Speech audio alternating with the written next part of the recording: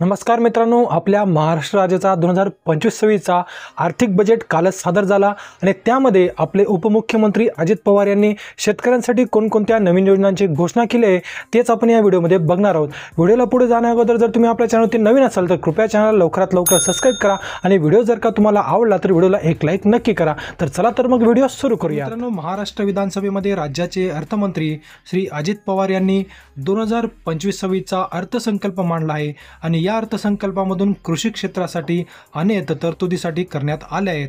तर यामध्ये कोणकोणत्या योजनांचा समावेश करण्यात आला आहे तेच आपण आता सविस्तरपणे जाणून घेऊयात। यामध्ये पहिली योजना आहे बळीराजा शेत व पानंद रस्ते। तर बी बियाणे, यंत्रसामुग्री, खते आणि शेतमालाच्या वाहतुकीसाठी महत्त्वाच्या असलेल्या शेत व पानंद रस्त्याच्या बांधणीसाठी बळीराजा शेत व पानंद रस्ते ही नवी योजना आता सुरू करण्यात येणार आहे। त्यानंतर आहे एक तालुका एक बाजार समिती।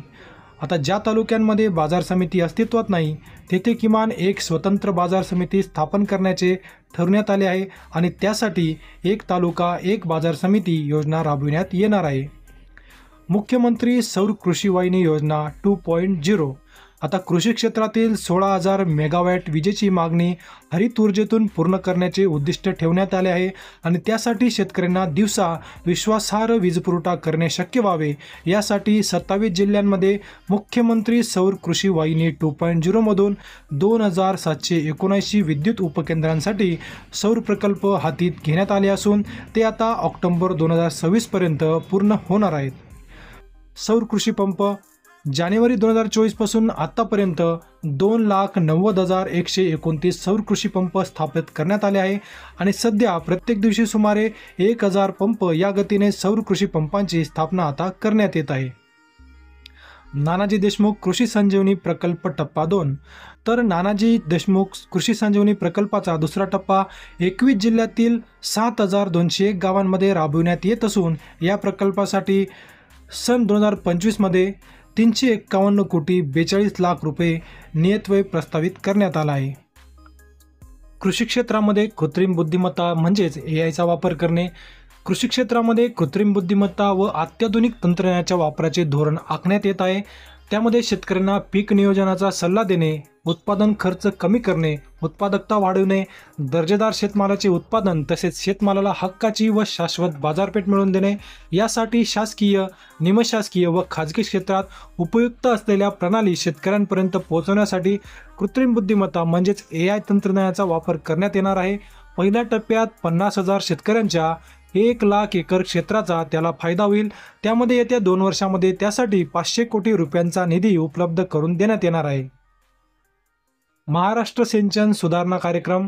राज्यातील अपूर्ण सिंचन प्रकल्पाची कामे पूर्ण करणे आणि महाराष्ट्र सिंचन सुधारणा कार्यक्रमाअंतर्गत कालवे वितरण प्रणालीतील सुधारणेची सुमारे 5,000 कोटी रुपये किमतीची कामे नाबार्ड अर्थसहाय्याच्या पहिल्या टप्प्यात मंजूर करण्यात आली आहेत। जलयुक्त शिवार अभियान। तर जलयुक्त शिवार अभियान 2.0 अंतर्गत 5,818 गावांमध्ये 4,227 कोटी रुपये किमतीची 1,48,888 कामे हाती घेण्यात आलेली आहेत। त्यामध्ये अभियानातील सर्व कामे मार्च 2026 पर्यंत पूर्ण करण्यात येणार आहेत। गाळमुक्त धरण गाळयुक्त शिवार। गाळमुक्त धरण गाळयुक्त शिवार ही योजना राज्यात कायमस्वरूपी राबविण्यात येणार आहे। सन 2025-26 मध्ये 6.45 कोटी घनमीटर गाळ काढण्याचे उद्दिष्ट निश्चित करण्यात आले असून त्यासाठी 382 कोटी रुपये खर्च अपेक्षित करण्यात आलेला आहे। वैनगंगा नदीजोड प्रकल्प। वैनगंगा नळगंगा नदीजोड प्रकल्पास तत्वता मान्यता देण्यात आली आहे। नळगंगा या प्रकल्पाची अंदाजित किंमत 88,574 कोटी रुपये असून प्रकल्पाचे लाभ क्षेत्र 3,71,277 हेक्टर आहे। या प्रकल्पाचा लाभ नागपूर, वर्धा, अमरावती, यवतमाळ, अकोला व बुलढाणा या 6 जिल्ह्यांना होणार आहे। प्रकल्पाची सविस्तर सर्वेक्षण व अन्वेषणाची कामे सुरू आहेत। नारपार गिरणा नदीजोड प्रकल्प। आता नारपार गिरणा नदीजोड प्रकल्पाद्वारे नाशिक व जळगाव जिल्ह्यातील 49,516 हेक्टर क्षेत्राला सिंचनाचा लाभ होणार आहे। या प्रकल्पाची अंदाजित किंमत 7,500 कोटी रुपये आहे। दमणगंगा एकदरे गोदावरी नदीजोड। तर दमणगंगा एकदरे गोदावरी नदीजोड प्रकल्पामुळे 3.55 TMC पाणी उपलब्ध होणार असून त्यामुळे जायकवाडी धरणाच्या लाभक्षेत्रातील 9,766 हेक्टर क्षेत्र पुनर्स्थापित होईल। नाशिक जिल्ह्यातील 2,987 हेक्टर क्षेत्रालाही यामुळे सिंचनाचा लाभ होईल। या प्रकल्पाची अंदाजित किंमत 2,300 कोटी रुपये आहे। तापी महापुनर्भरण शासनाने तापी महापुनर्भरण हा 19,300 कोटी रुपये किमतीचा महत्त्वाकांक्षी सिंचन प्रकल्प हाती घेण्याचे ठरवले आहे। या प्रकल्पामुळे उत्तर महाराष्ट्र आणि पश्चिम विदर्भातील खारपान पट्ट्यातील शेतकऱ्यांच्या जीवनात आमूलाग्र बदल होऊन त्यांच्या उत्पन्नात वाढ होणार आहे। पश्चिम वाहिनी नद्यांचे पाणी गोदावरी खोऱ्यामध्ये वळविणे। आता कोकणातील उल्हास आणि वैतरणा नद्यांच्या खोऱ्यातून 54.70 TMC पाणी गोदावरी खोऱ्यात वळवण्याचा प्रकल्प हाती घेण्यात येणार आहे। त्यामधून मराठवाड्यातील सुमारे 2,40,000 हेक्टर क्षेत्राच्या सिंचनासाठी पाणी उपलब्ध होईल। यासाठी प्रकल्पाचे सर्वेक्षण व अन्वेषणाचे काम देखील सुरू आहे। म्हैसाळ उपसा सिंचन योजना सांगली जिल्ह्यातील म्हैसाळ उपसा सिंचन योजनेसाठी 200 मेगावॅट क्षमतेच्या 1,594 कोटी रुपये किमतीच्या सौर ऊर्जा प्रकल्पाला मान्यता देण्यात आली आहे।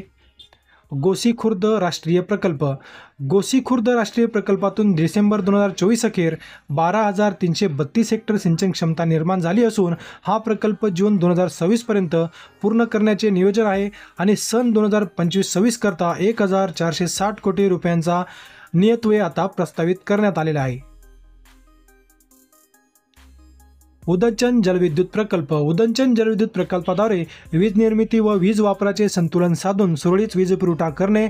सार्वजनिक खाजगी भागीदारीद्वारे राज्यातील 38 उदंचन जलविद्युत प्रकल्पांसाठी सामंजस्य करार करण्यात आले असून त्यातून राज्यात 2.95 लाख कोटी रुपयांची गुंतवणूक व 90,000 रोजगार निर्माण आता करण्यात येणार आहे। मुख्यमंत्री बळीराजा मोफत वीज योजना मुख्यमंत्री बळीराजा मोफत वीज योजनेअंतर्गत 7.5 अश्वशक्तीपर्यंतच्या 45 लक्ष कृषी पंपांना मोफत वीज पुरवण्यात येत आहे। डिसेंबर 2024 अखेर 7,978 कोटी रुपयांची वीज सवलत या योजनेद्वारे देण्यात आलेली आहे। नैसर्गिक शेती अभियान केंद्र शासनाच्या राष्ट्रीय नैसर्गिक शेती अभियानाअंतर्गत 2,13,625 लाभार्थी शेतकऱ्यांना येत्या 2 वर्षासाठी 255 कोटी रुपयांचा निधी उपलब्ध करून देण्यात येणार आहे। स्वयंचलित हवामान केंद्रे ग्रामपंचायत स्तरावर स्वयंचलित हवामान केंद्रे उभारण्यात येणार आहेत। हवामान केंद्र त्यासाठी आवश्यक तो निधी उपलब्ध करून देण्यात येणार आहे। सांडपाणी प्रक्रिया व पुनर्वापर राज्यातील सर्व नगरपालिका क्षेत्रातील सांडपाण्यावर प्रक्रिया करून त्या प्रक्रिया व पाण्याचा वापर उद्योग आणि शेतीसाठी करण्यात येणार आहे। त्यासाठी 8,000 पाण्याचा 200 कोटी रुपये किमतीचा प्रकल्प हाती आता घेण्यात येणार आहे। बांबू लागवड राज्यातील बांबू उत्पादक शेतकऱ्यांना प्रोत्साहन देणे, बांबूला बाजारपेठ उपलब्ध करून देणे तसेच बांबू आधारित उद्योगांना चालना देण्यासाठी राज्यात 4,300 कोटी रुपये किमतीचा बांबू लागवड प्रकल्प आता राबवण्यात येणार आहे। सहकार वर्ष आंतरराष्ट्रीय संयुक्त राष्ट्रसंघाने सन 2025 हे वर्ष आंतरराष्ट्रीय सहकार वर्ष सहकार म्हणून घोषित केले आहे। त्या अनुषंगाने राज्यात विविध कार्यक्रम महोत्सव वर्ष 2025 आयोजित करण्यात येणार असून त्यासाठी पुरेसा निधी आता उपलब्ध करून देण्यात येईल। बाळासाहेब ठाकरे कृषी व्यवसाय व ग्रामीण परिवर्तन स्मार्ट प्रकल्प बाळासाहेब लहान सीमांत शेतकरी व कृषी नवउद्योजकांना केंद्रस्थानी ठेवून कृषी शेतमालाच्या मूल्य साखळ्यांच्या विकासासाठी 2100 कोटी रुपये किमतीचा व माननीय बाळासाहेब ठाकरे कृषी व्यवसाय व ग्रामीण परिवर्तन स्मार्ट प्रकल्प आता राबविण्यात येणार आहे। मॅग्नेट 2.0 प्रकल्प नवीन तंत्रज्ञानाचा वापर करून राज्यात शाश्वत व उच्च मूल्य असलेला कृषी व्यवसायाचे केंद्र व्हावे यासाठी Maharashtra agri business network magnet 2.0 हा सुमारे 2100 कोटी रुपयांचा बाह्य सहाय्यित प्रकल्प राबविण्यात येणार आहे। गोसंवर्धन देशी गायींचे संगोपन व संवर्धन यांनी संशोधनासाठी देवलापार जिल्हा नागपूर येथील गोविज्ञान अनुसंधान केंद्रास आता सहाय्यता केली जाईल। सुविधा बाजारपेठ नवी मुंबईमध्ये महामुंबई आंतरराष्ट्रीय बाजार, मुंबईमध्ये मरोळमध्ये सुविधा आंतरराष्ट्रीय मत्स्य बाजार तसेच आरमोरी जिल्हा गडचिरोली येथे रेशीम कोष खरेदी विक्री बाजारपेठ आता स्थापन करण्यात येणार आहे।